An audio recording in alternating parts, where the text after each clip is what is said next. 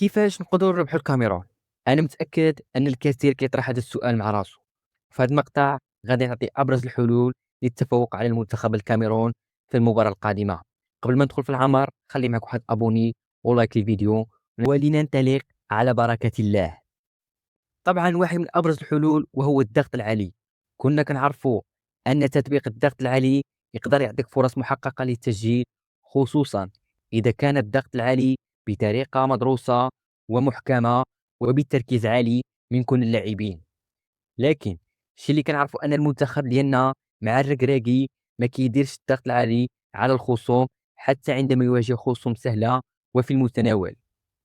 والد الركراكي خاصو يشتغل على هذه النقطة، لأنها نقطة مهمة تكسبك النقاط وتكسبك المباريات الكبيرة، خصوصا ضد منتخبات اللي دفاعيا بطيئة، والكاميرون دفاعيا بطيء.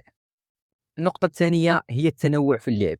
الشيء اللي كنشوفه في المنتخب ديالنا في المباراة الماضية وهو الاعتماد على جهة واحدة أكثر من الجهة الأخرى أو أكثر من العمق. كان يعتمدوا على جهة أشرف حكيمي وإبراهيم دياز. مباراة طنزانيا كانت أغلب الهجمات من هذه الجهة.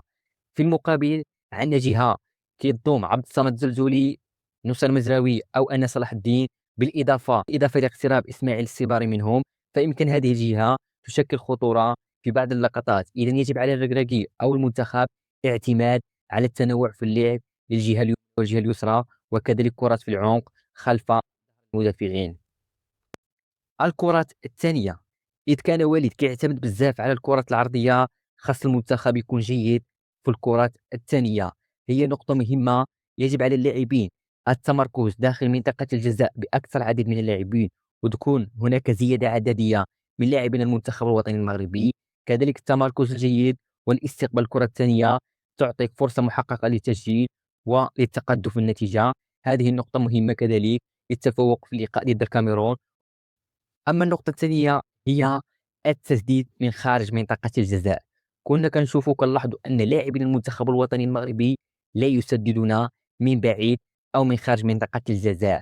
كنت قلت في مقطع سابق أن حارس منتخب الكاميرون يتلقى أهداف من خارج منطقة الجزاء بسهولة، واللاعبين ديالنا يجب عليهم استغلال هذه النقطة والإكثار من التسديد من خارج منطقة الجزاء، لأنه يبقى سلاح قوي للتسجيل ومباغاة الخصم في أي لحظة. في حاليا المنتخب لا يمتلك ذلك اللاعب الذي قدمه جيدة ويسجل أو يسدد بدقة عالية من خارج منطقة الجزاء، سوى أن نعتمد على بعض الكرات الثابتة من أشرف حكيمي فقط. يجب على وليد واللاعبين العمل على هذه النقطة والاستفادة منها. طبعا المباراة ما غاديش تكون سهلة أمام المنتخب الكاميروني المخضرم، واحد من أكبر المنتخبات الإفريقية، لكن هذا تحدي كبير لأسود الأطلس ليكونوا في كامل جاهزيتهم، وإن شاء الله يكون المنتخب في المستوى المطلوب ضد الكاميرون. فالكاميرون منتخب قوي وصعب، لكن كل شيء ممكن، والمنتخب على الفوز على الكاميرون بإذن الله. هذا هو كل شيء. لا تنسى الاشتراك، لايك الفيديو.